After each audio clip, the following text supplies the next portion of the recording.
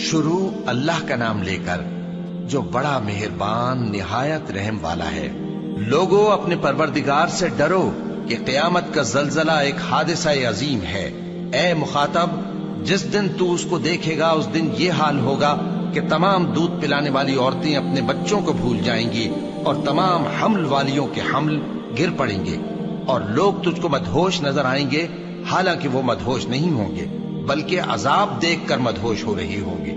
بے شک اللہ کا عذاب بڑا سخت ہے، اور بعض لوگ ایسے ہیں جو اللہ کی شان میں علم کے بغیر جھگڑتے اور ہر شیطان سرکش کی پیروی کرتے ہیں،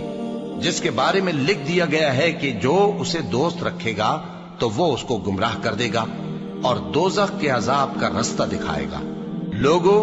اگر تم کو مرنے کے بعد جی اٹھنے میں کچھ شک ہو تو ہم نے تم کو پہلی بار بھی تو پیدا کیا تھا، یعنی ابتدا میں مٹی سے، پھر اس سے نطفہ بنا کر، پھر اس سے خون کا لوتھڑا بنا کر، پھر اس سے بوٹی بنا کر جس کی بناوٹ کامل بھی ہوتی ہے اور ناقص بھی، تاکہ تم پر اپنی خالقیت ظاہر کر دیں۔ اور ہم جس کو چاہتے ہیں ایک میعاد مقرر تک پیٹ میں ٹھہرائے رکھتے ہیں، پھر تم کو بچہ بنا کر نکالتے ہیں، پھر تم جوانی کو پہنچتے ہو، اور بعض قبل از پیری مر جاتے ہیں،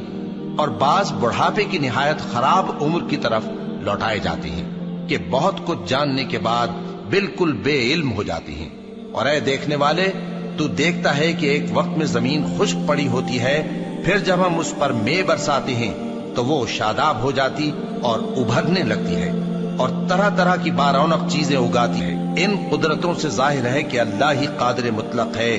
جو برحق ہے، اور یہ کہ وہ مردوں کو زندہ کر دیتا ہے، اور یہ کہ وہ ہر چیز پر قدرت رکھتا ہے، اور یہ کہ قیامت آنے والی ہے اس میں کچھ شک نہیں، اور یہ کہ اللہ سب لوگوں کو جو قبروں میں ہیں جلا اٹھائے گا، اور لوگوں میں کوئی ایسا بھی ہے جو اللہ کی شان میں بغیر علم کے اور بغیر ہدایت کے اور بغیر کتاب روشن کے جھگڑتا ہے اور تکبر سے گردن موڑ لیتا ہے تاکہ لوگوں کو اللہ کے رستے سے گمراہ کر دے۔ اس کے لیے دنیا میں ذلت ہے، اور قیامت کے دن ہم اسے عذاب آتش سوزاں کا مزہ چکھائیں گے۔ اے سرکش، یہ اس کفر کی سزا ہے جو تیرے ہاتھوں نے آگے بھیجا ہے، اور اللہ اپنے بندوں پر ظلم کرنے والا نہیں۔ اور لوگوں میں بعض ایسا بھی ہے جو کنارے پر کھڑا ہو کر اللہ کی عبادت کرتا ہے، اگر اس کو کوئی دنیاوی فائدہ پہنچے تو اس کے سبب مطمئن ہو جائے، اور اگر کوئی آفت پڑے